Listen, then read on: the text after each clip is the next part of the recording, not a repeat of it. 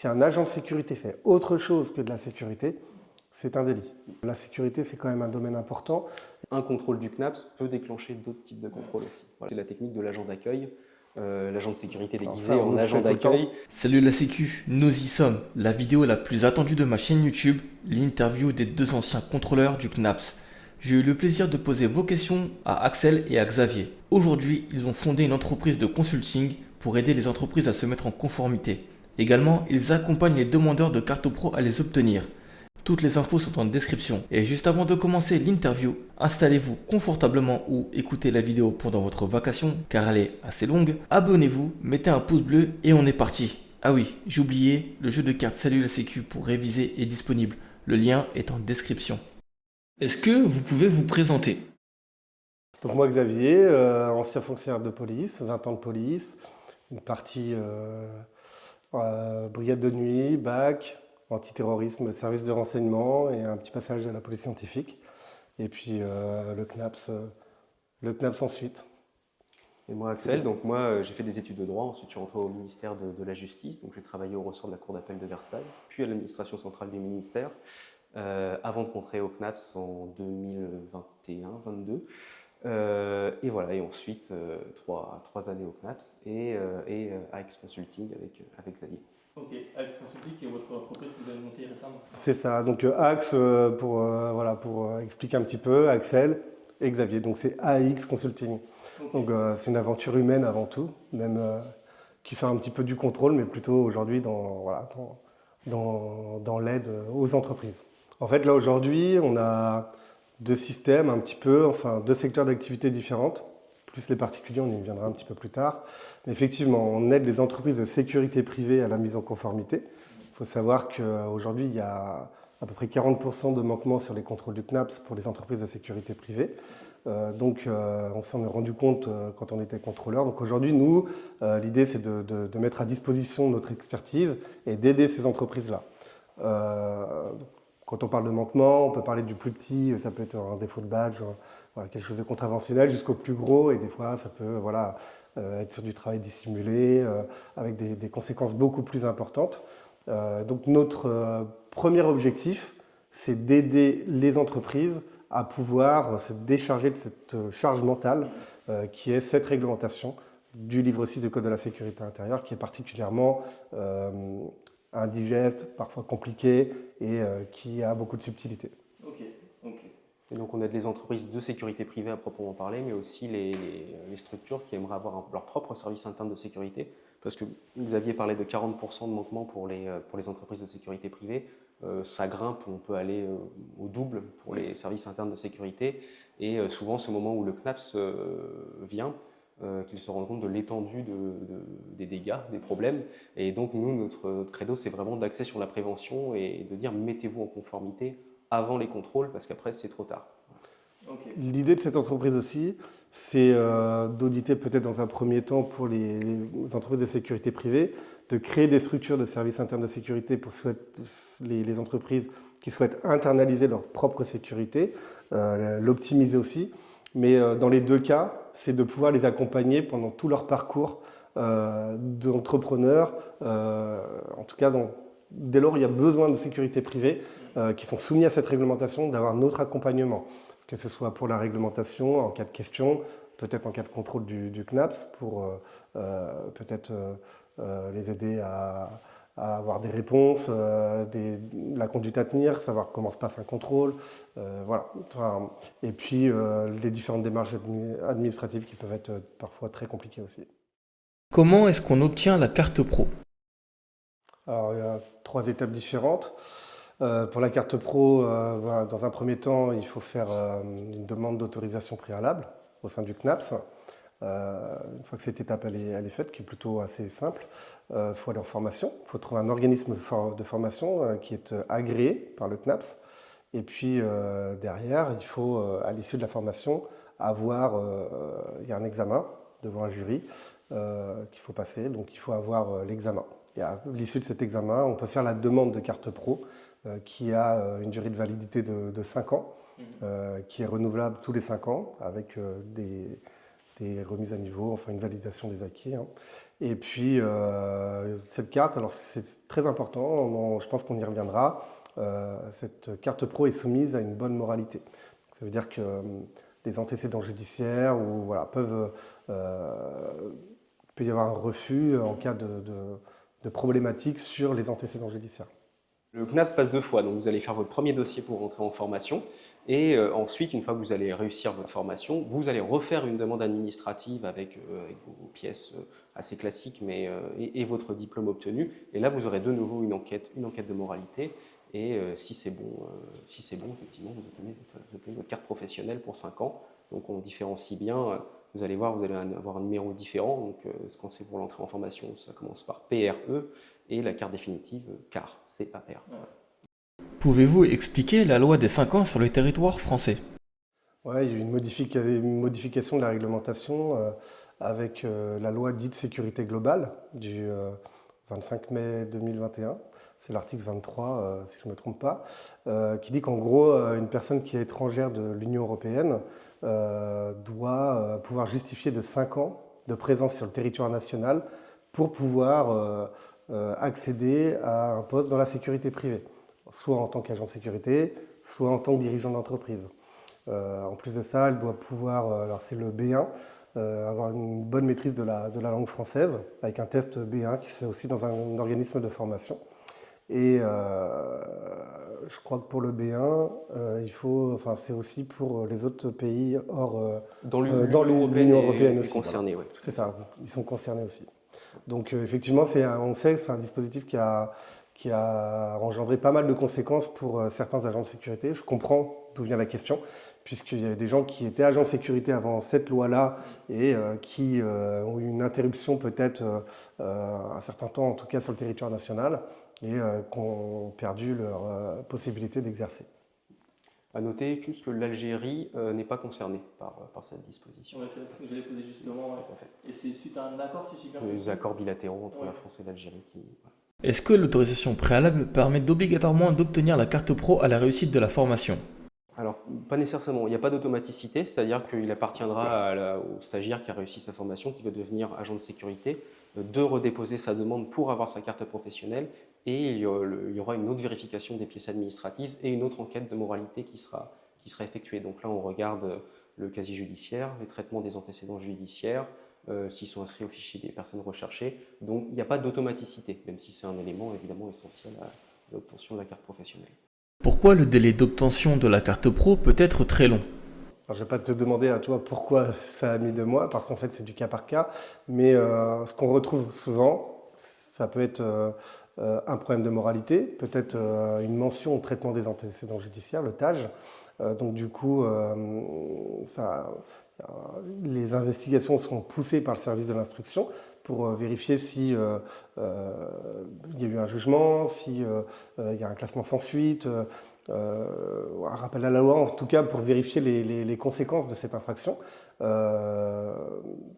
Donc après, il y a aussi, si c'est une fiche FPR, fichier des personnes recherchées, il faut voir voilà, l'ampleur de la gravité peut-être de ce signalement par les services de police, les services enquêteurs ou de justice. Un petit conseil pour vos abonnés, si jamais vous savez que vous avez été entendu par les services de police ou de gendarmerie pour une affaire qui pouvait vous concerner, mais que qu'elle a été classée sans suite, c'est important de demander au tribunal compétent l'avis de classement sans suite et ne pas hésiter à le joindre à votre demande au CNAPS. Donc, je sais que j'ai été entendu pour telle ou telle affaire, mais cette affaire a fait l'objet d'un classement sans suite, ça va accélérer la procédure pour le CNAPS, pour la délivrance de la carte professionnelle. Et ça, c'est toujours très important. Vous avez été inquiété, vous avez été entendu, même s'il n'y a pas eu de suite, demandez ce classement sans suite, et même pour le CNAPS ou pour toutes vos demandes qui nécessiteraient une enquête administrative, n'hésitez pas à la joindre. C'est très important. Les autres raisons, souvent c'est administratif. Ça veut dire qu'en fait, soit le dossier n'est pas complet, soit il y a des documents qui sont illisibles ou pas suffisamment lisibles. Voilà. Alors, il faut faire très attention parce que une fois que le dossier est envoyé, s'il y a un reflux pour complément de pièces, il faut bien répondre au mail en envoyant les bons documents. Sinon, si ce n'est pas fait, il faudra recommencer à zéro, refaire une nouvelle demande. En fait, à partir du moment où le dossier est complet, qu'il est bien établi, qu'il n'y a pas de problème de moralité, ça prend à peu près 48 heures.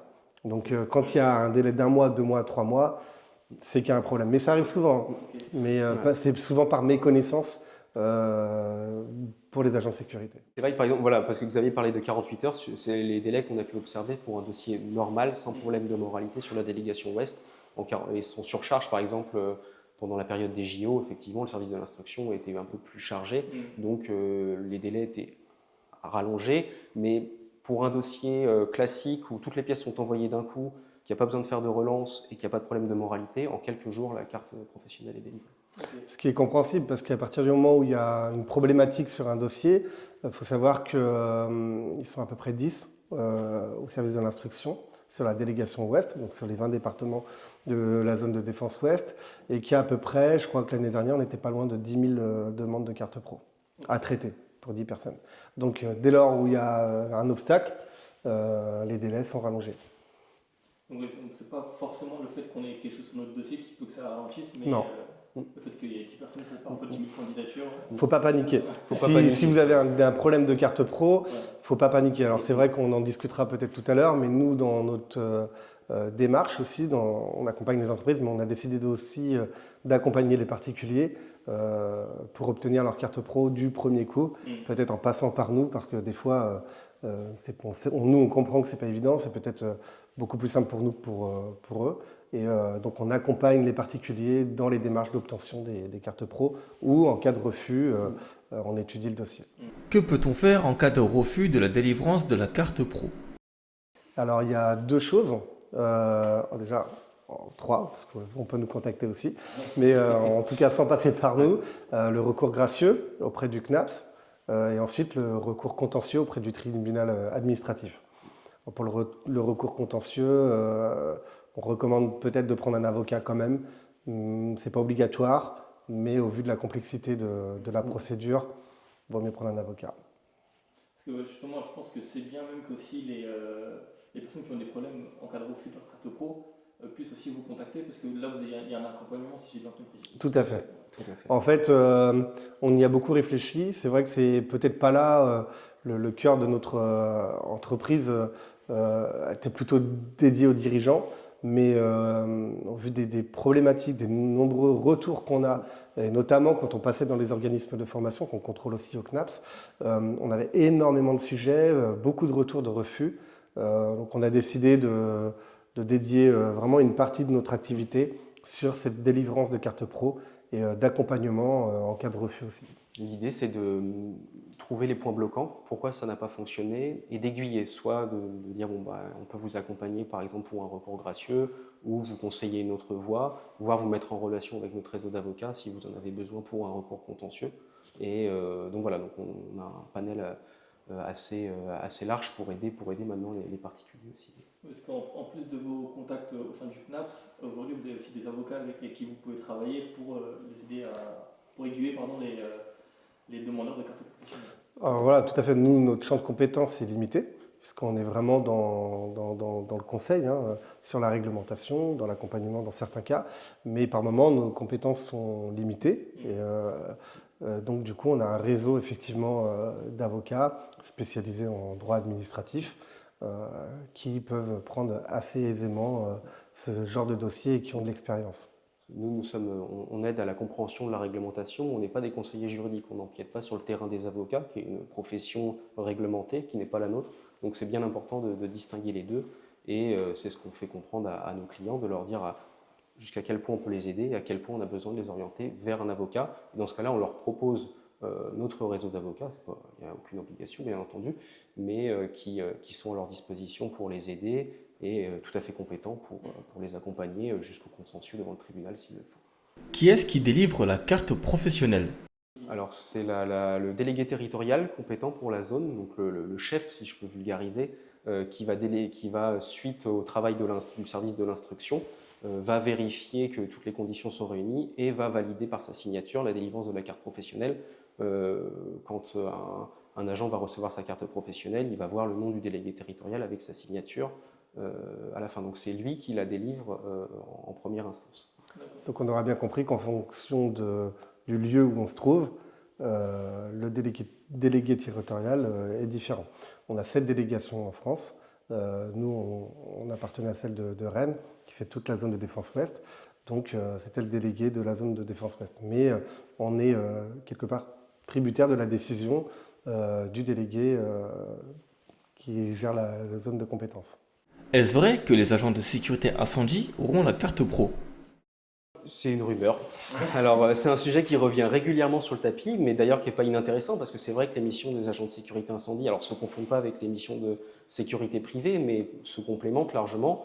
Et il n'est pas rare de voir dans certaines structures des agents de sécurité incendie qui ont même des accès privilégiés à certaines zones sensibles, etc. Donc, ça paraîtrait pas illogique, cette question n'est pas illogique en tout cas.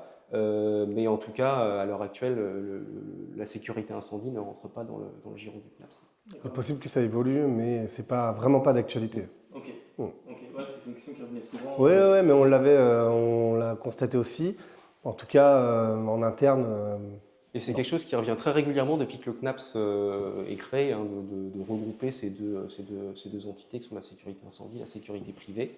Voilà, pour l'instant, ça a été, c'est pas l'ordre du jour aussi parce que, alors là, est-ce que le CNAPS, au vu de ses effectifs actuels, serait capable d'absorber demain toutes les demandes aussi liées à la sécurité incendie, à l'instruction, au contrôle, au vu de ses effectifs, sans manquer à notre devoir de discrétion et de loyauté, on peut penser que ça pourrait paraître compliqué, voilà, à l'heure actuelle. C'est peut-être, là je m'avance un peu, c'est peut-être aussi une donnée qui rentre en compte.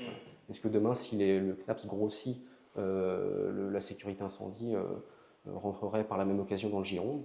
Pourquoi pas? Le BTS MOS permet-il d'avoir l'équivalent du CQP dirigeant? Alors c'est pas le cas, non, ça a été, Alors, le CNAPS a. En février, je crois que c'était le ouais, 19 février 2025, donc ça je trouve assez récent, très récent. puisque la rumeur est persistante, c'est pas le cas. Donc pour l'instant c'est pas le cas. Après on vous invite à toujours suivre l'actualité. C'est pas le cas aujourd'hui. Demain on ne sait pas ce qu'il en sera, mais en tout cas ce n'est qu'une rumeur et elle n'est pas fondée à ce jour. C'est pas spécialement une bonne nouvelle pour tous ceux qui sont en BTS, mais ça évoluera peut-être, mais aujourd'hui c'est vraiment pas d'actualité. Après il y a plusieurs manières de l'avoir, hein, l'agrément dirigeant. Effectivement, il y a la validation des acquis pour des gens qui connaissent pas du tout la sécurité privée, hein, mais qui ont déjà dirigé des entreprises. Donc c'est une grosse partie de management. Donc en tout cas dans la formation agrément dirigeant, en tout cas pour la validation des acquis. Donc effectivement, ça peut, je sais pas, ça peut jouer. Après, des fois. Puis là, si on passe par un BTS pour avoir l'agrément dirigeant, ça remettrait en partie en cause tout un écosystème autour des centres de formation, de l'agrément. Enfin, ça, c'est pas une décision à prendre à la légère, quoi. Donc le CNAPS a tenu à clarifier les choses. Si vous voulez l'agrément dirigeant, il faut passer l'agrément dirigeant. Il faut passer l'agrément dirigeant. Le BTS n'est pas une voie détournée pour le tenir. Ouais. 5 semaines de formation, est-ce suffisant pour être un agent de sécurité? Alors moi, j'ai parlé avec mon ancienne qualité de policier. Je dirais qu'après un an d'école de police pour une école de gardien de la paix, par exemple, on acquiert un certain nombre de compétences, on a eu une bonne formation, mais pour moi, les compétences sont vraiment les bases. Et après, la profession, elle s'apprend sur le terrain. Donc pour moi, aujourd'hui, dans l'état actuel des choses, 5 semaines, alors on n'a pas spécialement accès au contenu de la formation. Nous, on contrôlait les organismes de formation sur l'aspect administratif. On faisait aussi des sessions d'examen pour vérifier que tout se déroulait bien. En tout cas, c'est dans les prérogatives du CNAPS. Mais je pense que pour poser les bases, à partir du moment où il n'y a pas d'agent armé encore, parce que là, ça sera peut-être un autre sujet, puisqu'il y a besoin de peut-être plus de formation. Mais pour moi, ça ne me choque pas. J'ai l'impression que quand on va sur le terrain avec des jeunes formés, ils ont l'air quand même de s'approprier le travail et d'être plutôt compétents. Aujourd'hui, enfin, moi, ça ne me choque pas particulièrement. Okay. Je ne sais pas si c'est une question intéressante d'ailleurs. J'aurais peut-être aimé avoir ton retour justement pourquoi cette question? C'est quelque chose qui revient beaucoup. Les gens trouvent que c'est pas assez ou... pour avoir discuté avec certains abonnés qui sont agents, certains disent que 5 semaines c'est pas assez, parce qu'ils n'ont pas le temps de tout assimiler ou ils ne sont pas forcément à l'aise sur le terrain. Mais là où je te rejoins, c'est que c'est sur le terrain que tu vas apprendre l'essentiel. Je pense qu'en fait, voilà, ça donne des bases, surtout sur la législation, ce qu'on a le droit de faire, ce que c'est que le flagrant délit, ce qu'on a le droit de faire, pas faire, la coercition, voilà. Tout ça, c'est essentiel. Maintenant, peut-être que ça dépend aussi c'est une perception assez individuelle, mais je pense que la connaissance terrain, elle peut s'acquérir que par le terrain. C'est ça. De mon point de vue, c'est qu'en formation, tu apprends vraiment les bases, tout ce qui est théorique, justement, ce que tu peux faire, ce que tu ne peux pas faire. Et selon là où tu travailles, tu appliques ce que tu as appris, et après l'expérience vient avec le fait de faire sur le terrain. C'est ça. Faudrait-il armer les agents au même titre que les forces de l'ordre ? Ça, c'est plutôt un point de vue personnel, je dirais. Ça dépend des missions. L'armement des agents de sécurité existe déjà. C'est très réglementé, mais ça existe. Après, de là à armer tous les agents, à titre individuel, je ne suis pas sûr que ce soit une bonne idée. En fonction des missions, peut-être, même si la sécurité privée est une complémentarité des missions des forces de l'ordre, elle reste quand même assez distincte. Pour moi, c'est peut-être pas essentiel, même si certaines missions le nécessitent. Et dans ces cas-là, oui, pourquoi pas. Je te rejoins là-dessus. Et pour le coup, 5 semaines de formation, ce serait pas assez. Voilà, parce que pour le coup, voilà, déjà maîtriser vraiment la légitime défense, qui est pas un petit sujet. On le voit même dans l'actualité avec différentes interventions qui font polémique des services de police, qui est très difficile à maîtriser. Alors, la comprendre, c'est une chose, la mettre en pratique, c'est une autre. Donc, la formation, dans ces cas-là, elle doit être vraiment en adéquation avec cette responsabilité qui est très lourde. Et comme disait Xavier, donc il y a déjà certains sites où les agents sont, je pense au transport de fonds par exemple, ou certains sites sensibles où on peut avoir des agents de sécurité armés. Et là, non seulement ils ont leur formation initiale, mais toute l'année, ils doivent obéir à un cahier des charges très strict, qui ressemble d'ailleurs à celui, tu pourras en parler mieux que moi, qu'il y avait en police, sur la fréquence, sur les entraînements au tir, sur le stockage des armes. Enfin là, c'est vraiment une réglementation tout à fait à part, qui concerne certains sites et certaines activités très ciblées. Et ça me paraît pour le coup essentiel. Sans nommer l'entreprise contrôlée, on a eu l'occasion d'en faire. Le contrôle déjà n'est plus le même, il prend beaucoup plus de temps, il y a beaucoup de rigueur, on n'a pas le droit à l'erreur en tant que dirigeant, en tant qu'agent et en tant que contrôleur du CNAPS sur ce sujet-là, quoi.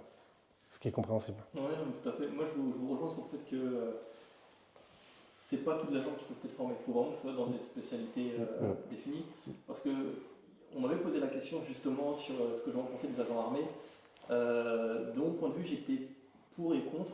Mais maintenant, je suis un peu plus contre parce qu'on a pu voir récemment avec des dérives sur certains agents de sécurité qui abusaient un peu de leur autorité, notamment avec ce qui s'est passé au carrefour Mantes-la-Jolie.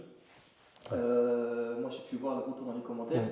Il y en a plein qui veulent être armés, mais pas pour les bonnes raisons. Alors c'est marrant que tu parles de ce fait d'actualité, parce que du coup, c'est un fait que j'ai repartagé sur les réseaux, pas pour montrer l'action de l'agent, mais plutôt pour la complexité d'intervention dans ce type de situation. Là, on a affaire à une problématique, c'est qu'un agent de sécurité doit se faire respecter, il est tout seul, il y a probablement, peut-être, en tout cas, vol, ça j'en sais rien, c'est pas moi qui dirige l'enquête, mais derrière il y a une réaction qui doit être proportionnée, qui doit être maîtrisée, et quand on est tout seul, je parle en police par exemple, on est rarement tout seul, on est toujours au moins deux, on est bien formé, on a de l'expérience, peut-être que ce genre de situation peuvent mettre vraiment en difficulté un agent, le dirigeant de l'entreprise, le dirigeant en l'occurrence du magasin, alors qu'en fait, je ne sais pas si c'est un problème de formation, mais pour moi, ça peut y jouer. Je pense tout le monde ne peut pas gérer ce genre de situation, ça mérite un laps de temps de formation et d'une expérience terrain. Et armer un agent, c'est pas toujours lui rendre service finalement. C'est pas toujours lui rendre service. Ouais. Après, c'est vrai que sur cet aspect-là, moi j'ai beaucoup réfléchi à cette intervention. Je pense que c'est vraiment pas évident pour un agent seul d'intervenir. Alors, en étant le plus neutre possible dans cette situation, parce que je n'ai pas les tenants et les aboutissants. Je pense qu'agir seul dans ce genre de situation, avec du public autour, on n'a pas le contexte. La formation, dans ces cas-là, elle doit être quand même, surtout pour un agent armé, on l'a déjà vu, hein. Moi j'ai vu des interventions de police où les policiers se faisaient piquer leurs armes, même en ayant d'autres policiers à côté sur des interventions. Donc on peut vite voir les conséquences de l'armement de certains agents en fonction du secteur d'activité. Pouvez-vous me parler de la carte pro grands événements?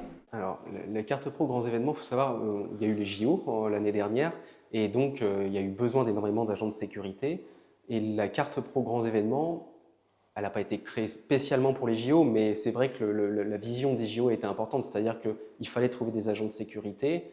Et donc l'idée, c'était de dire on va faire une formation un peu plus courte pour donner accès à certains agents seulement à certains sites. Donc la carte grands événements, c'est pour les événements, donc désolé pour la redondance, de plus de 300 personnes. Et vraiment juste pour ça, donc l'agent de sécurité, effectivement, qui aura cette carte-là ne pourra pas exercer partout. Elle a été créée dans cette optique-là. Donc nous, on a un devoir de loyauté et de discrétion vis-à-vis de notre administration. Donc on ne se permettra pas de critiquer cette mesure ou de dire si on en pense du bien ou du mal. Pour un agent de sécurité qui veut faire carrière, qui a envie de varier ses expériences, ça peut être intéressant de faire quelques heures supplémentaires et puis d'avoir une carte professionnelle, on va dire classique. Ouais. Parce qu'il y a des modules justement complémentaires à cette formation. Tout à fait. Pourquoi avoir mis en place une nouvelle réglementation sur les tenues? Pour être bien identifié, c'est un sujet quand même aujourd'hui où la sécurité privée gagne en crédibilité. Moi, je pense que c'est déjà l'une des raisons. Et pour ma part, je pense que c'est peut-être difficile à mettre en place pour les entreprises. C'est un budget. Le décret est très précis. Il y a des restrictions. Toutes les entreprises doivent s'équiper en même temps. Donc j'imagine que pour les fournisseurs, ce n'est pas simple. Mais pour l'avenir, je pense que c'est une bonne chose pour crédibiliser la profession et pour identifier les agents. Il faut savoir que nous, quand on est en contrôle, je vais parler beaucoup de services internes de sécurité, mais quand on passe devant un établissement de nuit, ou même dans la grande distribution, ou site, enfin, quel que soit le site, tout de suite, on a l'œil, on voit s'il y a quelque chose qui ne va pas. Ça donne une image de l'entreprise. Tout de suite, ça va nous donner une image de l'entreprise, si elle a pris le sujet au sérieux ou non. Et évidemment, en tant que contrôleur, si on voit qu'il y a quelque chose qui ne va pas, on se doute que derrière, il y a peut-être d'autres choses qui ne vont pas. Attention, hein, je ne dis pas que c'est facile à mettre en place, on en a conscience. D'ailleurs, quand le décret est tombé, le CNAPS n'a pas sanctionné tout de suite au moment des constats, hein, dans mes souvenirs, mais il y a eu du rappel. Entre le moment où la décision a été prise pour les tenues et l'application, il y a eu un laps de temps pour que les entreprises puissent s'organiser. Je dis toujours, je pense que je ne vais pas me faire des amis en disant ça, mais j'essaye de rester le plus neutre possible en me mettant à la place des entreprises. Mais pour moi, je pense que c'est une bonne chose dans le temps, pour l'avenir. C'est sûr. Puis c'est vrai, il faut voir ça d'une manière plus large. On va vers une unification du milieu de la sécurité privée, d'une collaboration de plus en plus grande avec la sécurité publique. C'est bien que les agents de sécurité privée soient facilement identifiables dans une structure, une société de sécurité, mais aussi, vous avez lisé, un service interne. Et donc, il faut voir ça d'une manière plus large, comme une crédibilisation, une professionnalisation du secteur. Ce n'est pas évident, ça engendre des coûts pour les sociétés, les petites structures notamment, et ça, on en est pleinement conscient. C'est une remarque qu'on a pu nous faire hein, quand on était contrôleur, des objections qui ont pu nous être faites, ou pour certains sites, par exemple, certains services internes, je ne vais pas citer de nom, mais attachés à une image de luxe, par exemple, où les agents de sécurité ont une tenue particulière. Pour eux, c'était un peu délicat à mettre en place, mais il faut voir ça d'une manière plus large, vers, encore une fois, l'unification du secteur, et ça va vers sa reconnaissance et sa professionnalisation. C'est un pas de plus. L'idée aussi de la sécurité privée aujourd'hui, c'est de rassurer, de montrer une présence visible. Et pour moi, je pense que ça a un impact sur les particuliers. sur les gens. Savoir que les gens sont bien identifiables, ça rassure. Non, mais je vous rejoins totalement dessus. Moi, quand j'ai appris qu'on allait avoir des nouvelles tenues, j'étais totalement pour parce que ça permet de bien identifier les agents. Après, c'est vrai que ça va faire un coût pour les entreprises. Et d'ailleurs, je crois qu'ils n'ont même pas eu d'aide aussi, mais vraiment, il faut passer par là peut-être pour. Après, je me dis toujours, alors ça n'engage que moi, mais aujourd'hui, l'état d'esprit du CNAPS, je ne parlerai pas au nom de M. Clavière, le préfet, mais il y a quand même une certaine intelligence derrière dans la mise en application de ce nouveau décret, où l'idée, c'est, je pense, que les choses se mettent en place progressivement pour que ce soit acquis à court terme maintenant, mais quand la décision a été prise, plutôt à moyen terme. Que risque une entreprise qui ne fournit pas les nouvelles tenues? C'est une contravention de 5e classe, donc ça a 1 500 €. Alors c'est un seuil théorique, on peut aller jusque-là, et donc par tenue non conforme, donc ça peut vite grimper si vous en avez 15 qui n'ont pas de tenue conforme. Voilà. C'est ça. Pensez-vous que les missions des agents de sécurité vont rejoindre celles des forces de l'ordre? Alors c'est difficile à dire, mais c'est des sujets intéressants parce que ça permet d'élargir un petit peu et donc de regarder ce qui se passe à l'étranger, c'est toujours intéressant. Il faut savoir, alors le CNAPS n'est pas une copie de ce qu'a pu se faire à l'étranger, mais si on va aux États-Unis par exemple, il existe un organisme, alors non pas identique au CNAPS, mais assez similaire, qui délivre les titres, qui contrôle les agents de sécurité, qui existe depuis une vingtaine d'années maintenant, je crois. Et donc c'est intéressant de voir l'essor de la sécurité privée. Par exemple, j'aime bien me baser sur les États-Unis parce qu'on peut voir que maintenant les forces de sécurité privée dépassent celles de sécurité publique. Et là-bas, certaines missions de la police locale, je ne vais pas dire de la police municipale de là-bas, peuvent être réalisées dans certains cadres bien précis par des agents de sécurité privée, par exemple. Donc, alors, je ne suis pas Madame Irma, je ne vais pas vous dire que c'est comme ça que ça va se passer en France demain, mais ça paraîtrait pas illogique quand on voit vers le niveau de professionnalisation de la sécurité privée que ces missions s'élargissent au fur et à mesure des années. Alors, je pense qu'elles ne seront jamais identiques à celles de la sécurité publique, c'est bien de faire une distinction, mais elles ne vont pas se confondre, mais plus ça va aller, plus elles vont être complémentaires. D'ailleurs, on l'a vu là sur les Jeux Olympiques. Les Jeux Olympiques, la sécurité privée a gagné énormément en crédit, que je vois par l'opinion publique et également par les institutions, par les administrations. Donc ça va dans la logique de la sécurité privée. Je pense qu'effectivement, c'est un secteur qui va se développer. Peut-être pas de là à de faire toutes les missions des forces de l'ordre, c'est même sûr, mais il y a des missions de surveillance et de gardiennage qui peuvent largement être établies par des entreprises sérieuses. C'est ce que je dis à mes abonnés, c'est que pour moi, la sécurité privée, ça s'est amené à évoluer et encore une fois, pas faire les mêmes missions que les forces de l'ordre, mais en tout cas faire des missions, comme je disais, plus complémentaires. Ouais. C'est la complémentarité aujourd'hui. Voilà, on le sent, on l'a vu, nous, on était sur les Jeux Olympiques. La complémentarité, elle s'est ressentie. Et je pense que ça allège les services la fonction publique, les services d'ordre. Donc, tout le monde travaille dans le même intérêt, c'est de l'intérêt public. Donc, il n'y a pas de raison, à mon niveau. Et c'est pour ça que la professionnalisation, la réglementation pour les agents, pour les entreprises, c'est vraiment important de voir ça, non pas comme une contrainte, mais comme un levier pour optimiser son activité, pour valoriser ce qu'on fait. Et ça, dans les années à venir, c'est sûr qu'on peut le dire sans se tromper que ça va continuer à aller dans ce sens-là. Ouais. Pour moi, c'est quand même, malgré toutes les contraintes financières, administratives, réglementaires, c'est une bonne chose. Et ça va aussi, plus ça va aller, plus ça va écarter les mauvais acteurs du milieu. Parce qu'il faut être honnête, il y en a aussi, il y a beaucoup de manquements. Et je trouve ça une bonne chose d'écarter ceux qui le font mal. Et c'est pour ça que nous, quand on rencontre des agents en formation, quand on rencontre des jeunes chefs d'entreprise, on leur dit « faites les choses bien, vous allez vous en sortir par le haut ». Lorsqu'un agent perd sa carte pro, est-ce à l'employeur de vérifier ou à l'agent de prévenir? Alors, l'employeur n'est pas au courant. Donc attention, ça c'est un vrai sujet, c'est une très bonne question, parce que le défaut de vérification d'exercice, je crois que c'est comme ça l'infraction, c'est 2 ans de prison et 30 000 € d'amende pour le dirigeant. Et le CNAPS ne l'avertit pas. Donc il y a le Dracar, le logiciel sur le site internet du CNAPS, qui permet de vérifier les cartes des agents pro, les cartes pro des agents. Et effectivement, ça arrive de tomber sur des contrôles où l'agent n'a plus de carte pro. l'employeur ne le sait pas.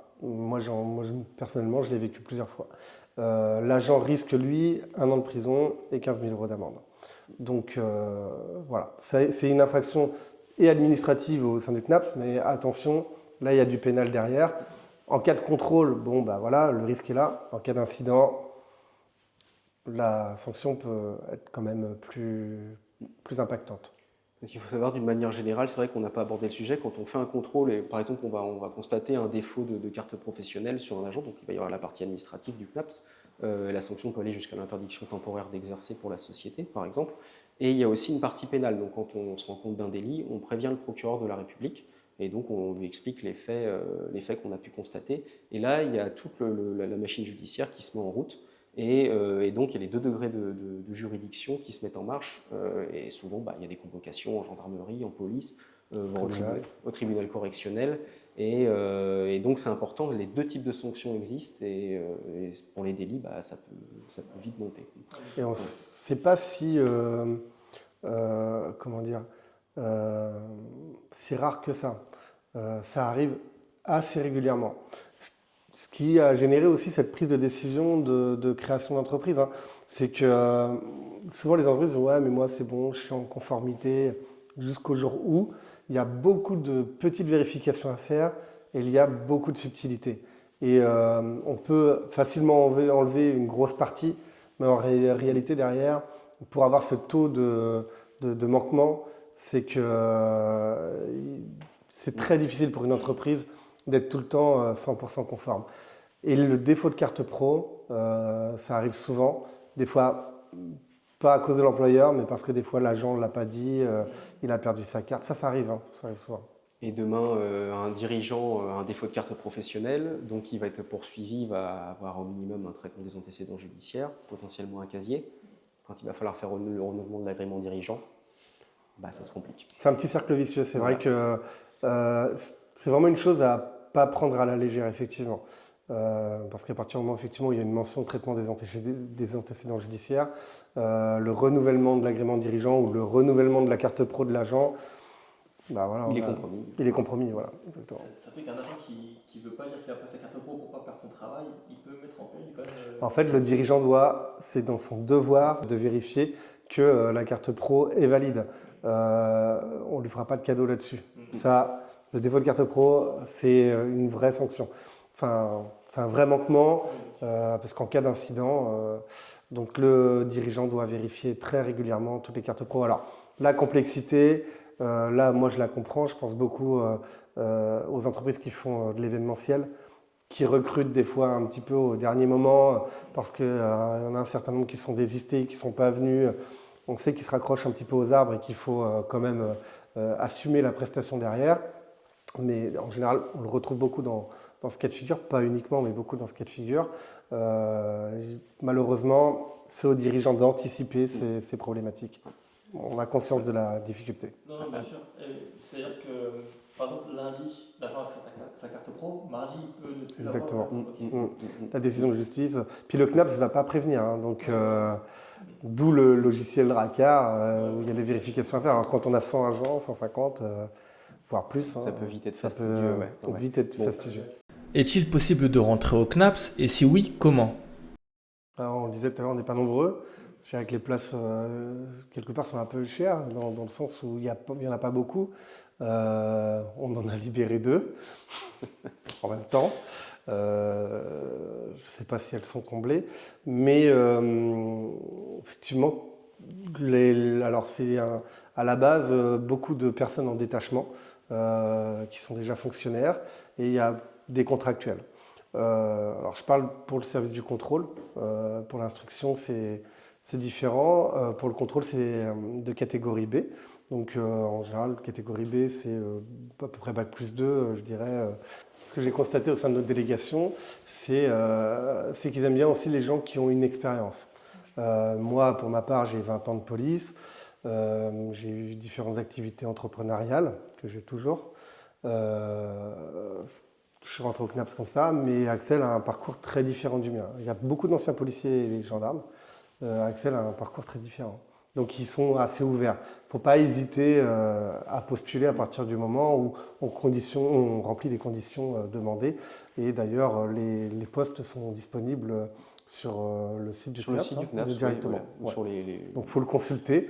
Il ne faut pas hésiter à postuler. Je pense qu'il serait ravi d'avoir plus de candidatures. Après, les offres sont variées. Les critères ne sont pas les mêmes pour l'instruction, pour le contrôle, pour le service du CAGE.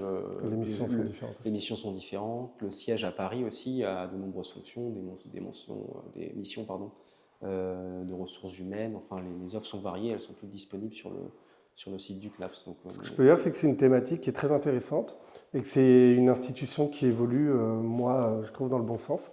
Donc, pour ceux que ça intéresse, je pense qu'il y a des portes qu'il faut aller les ouvrir. Comment aidez-vous les entreprises à se remettre en conformité?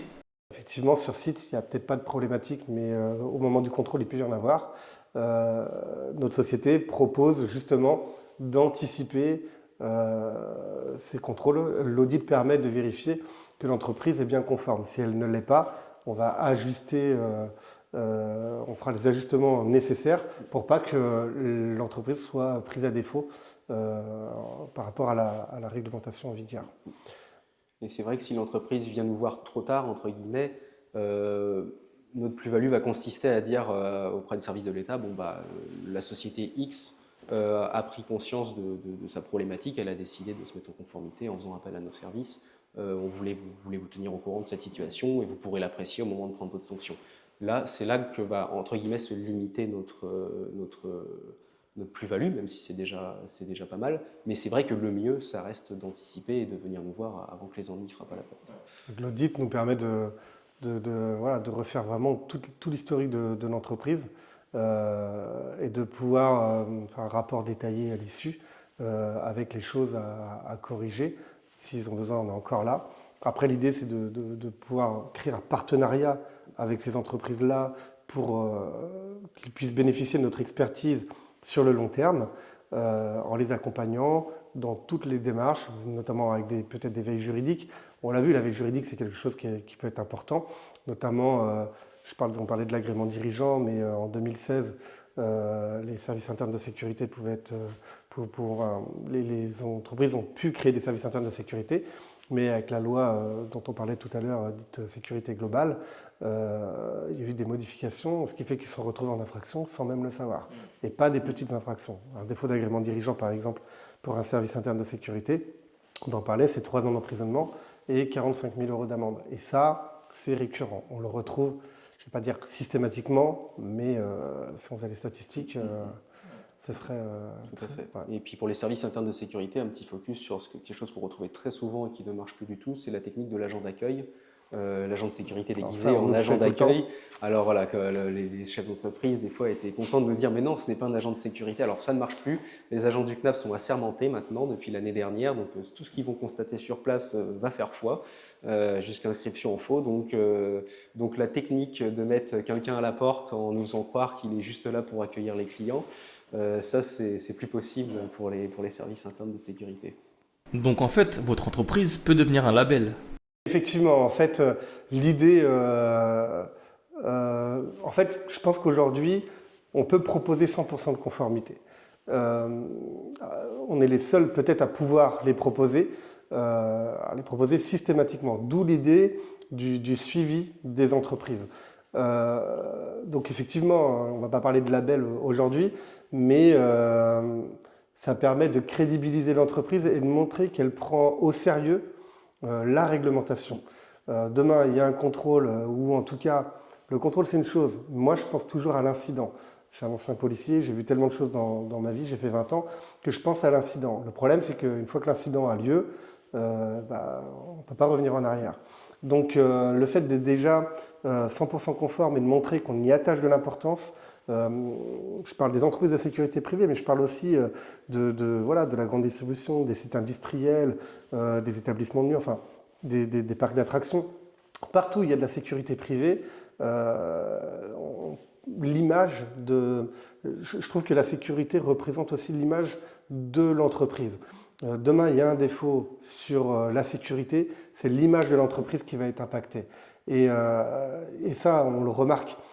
je vais pas parler, je peux pas prendre je vais pas prendre de cas concrets, voilà, mais je pense à différents faits médiatiques qui ont impacté l'image de la société alors qu'en fait il y avait des entreprises de prestations. Donc bien choisir son entreprise de prestation quand on en prend une, ça c'est vraiment important.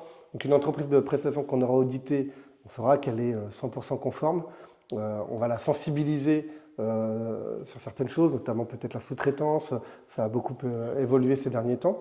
Et puis les services internes de sécurité, on leur permettra de faire les choses vraiment en toute légalité.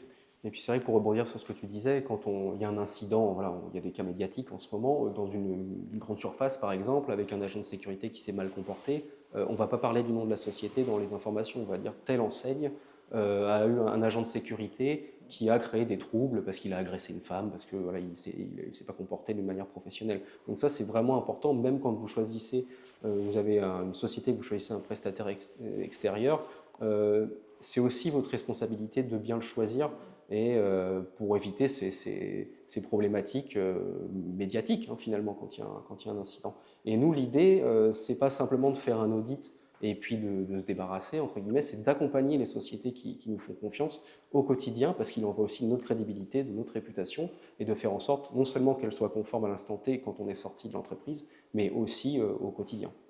Et une autre sensibilisation peut-être pour si des entreprises nous écoutent. C'est vrai que c'est toujours une question de budget, on comprend, mais la sécurité c'est quand même un domaine important. Et quand on tombe sur des factures avec des prix anormalement bas, on se doute qu'il y a quelque chose derrière et que l'entreprise n'est pas toujours... enfin, en creusant, il y a de fortes probabilités qu'on découvre quelque chose. Donc c'est bien de tirer les prix, c'est normal, c'est quelque chose de logique, mais il y a des seuils à ne pas dépasser. Et ça, c'est une vraie sensibilisation que je souhaite faire, même si je sais que c'est toujours une question de budget, quand tout le monde a besoin de faire ses marges, de gagner de l'argent. Mais en tout cas, arrivé à un certain seuil, on rencontre presque systématiquement des problématiques. Et ça attire l'œil des services de contrôle. Bien sûr. Facturer une prestation de sécurité 17 € hors taxe de l'heure, bon, quand on sait le coût chargé d'un salarié aujourd'hui, je ne vois pas comment une société peut vivre en facturant aussi peu cher. Donc voilà, ça c'est aussi des éléments qui peuvent attirer l'œil et des services de contrôle, et même une société qui fera appel à une prestation extérieure doit être attirée par ces prix beaucoup trop bas. Parlons de votre entreprise. Pourquoi l'avoir ouverte et depuis combien de temps? Alors c'est ça, ce qu'on disait, janvier 2025. Alors pourquoi l'avoir ouverte déjà, c'est une aventure humaine, comme on disait tout à l'heure. Axe Consulting, Axel et Xavier, une vraie synergie entre nous deux, on était binômes, on va dire ce qui est, mais je pense on a la même vision du travail et on a vraiment pu constater les difficultés des entreprises dans cette fonction. Non seulement à se mettre en conformité, mais à relever tous les défis, toutes les exigences du Code de la sécurité intérieure, du livre 6. Et pour nous, c'est devenu une évidence de vouloir plutôt les aider.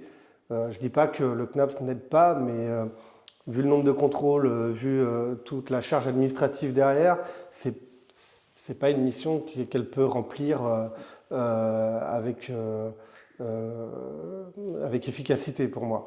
Donc on est là pour aider ces entreprises-là à pouvoir se développer, le faire en étant conforme, pouvoir le revendiquer éventuellement, parce que je crois qu'on est les premiers à faire ça. On a une charte déontologique qu'on doit respecter, donc toutes les entreprises qu'on a pu contrôler de près ou de loin, on ne les approche pas pendant 3 ans. Mais sinon, toutes les entreprises sont les bienvenues si elles ont des questions. On a, comme je le disais tout à l'heure, l'idée c'est de créer une sorte de partenariat sur le long terme avec qu'ils puissent bénéficier de notre expertise en audit avant les contrôles et avant l'incident. On espère que ça n'arrive pas évidemment, mais pour travailler vraiment, ne plus avoir cette charge mentale de la réglementation. On peut vraiment prendre le relais là-dessus. Quels sont les différents services que vous proposez? On a 3 grands secteurs en fait, on va dire, un peu plus, même 4. Mais on va commencer par les entreprises de sécurité privée, on en parlait, les audits, la mise en conformité, le suivi, la veille juridique, enfin toutes les questions réglementaires, peut-être une assistance en cas de contrôle ou à l'issue du contrôle. Après, les services internes de sécurité pour les entreprises qui souhaitent internaliser, qu'elles se souviennent bien qu'elles sont soumises à la même réglementation du livre 6 du Code de la sécurité intérieure, qu'on a souvent constaté que même leurs conseils, peut-être des services juridiques internes, des fois ne sont pas au courant de tout. Il y a une grosse méconnaissance par rapport à cette réglementation qui expose les dirigeants d'entreprise. Donc nous, l'idée, c'est de pouvoir les aider à créer pour ceux qui souhaitent créer un service interne de sécurité, l'optimiser pour ceux qui en ont déjà un, et toujours d'apporter notre expertise et un suivi pour qu'ils ne soient jamais pris à défaut. Et pour les particuliers, c'est l'accompagnement pour les cartes pro, dont on a beaucoup parlé tout à l'heure, en cas de, tout simplement, quelqu'un qui veut faire les démarches, qui n'est pas sûr de pouvoir le faire lui-même, au lieu d'avoir un refus qui peut prendre 1 mois, 2 mois, 3 mois, on vérifiera tout, quand on l'enverra, ça prendra 48 heures, ça c'est sûr. Et en cas de refus, l'analyse du refus de l'obtention de la carte ou de l'agrément dirigeant, ça fonctionne aussi pour l'agrément dirigeant, et puis l'aider dans les différentes démarches pour l'obtenir. L'idée, c'est d'une manière générale de proposer d'alléger les structures. Alors, c'est vrai que toutes les structures sont les bienvenues, mais on a une attention particulière sur les petites et moyennes entreprises qui vont ne pas être staffées comme les grosses boîtes qui ont des services juridiques qui leur sont dédiés, des avocats qui n'ont pas les moyens de faire une veille réglementaire en temps réel, de les aider et de les alléger de certaines contraintes administratives. On parlait tout à l'heure du check des cartes professionnelles, par exemple. Ça peut être des services qu'on peut proposer, de faire certaines choses à leur place pour plus qu'ils aient ce souci à penser et plus le souci de la conformité. On s'en occupe pour eux, on s'occupe de vous mettre en conformité. Et donc ça vaut pour les professionnels et les particuliers. Et on a aussi une autre activité qu'on développe qui est les interventions dans les organismes de formation, où on propose d'apporter notre expérience, notre expertise du contrôle auprès des élèves.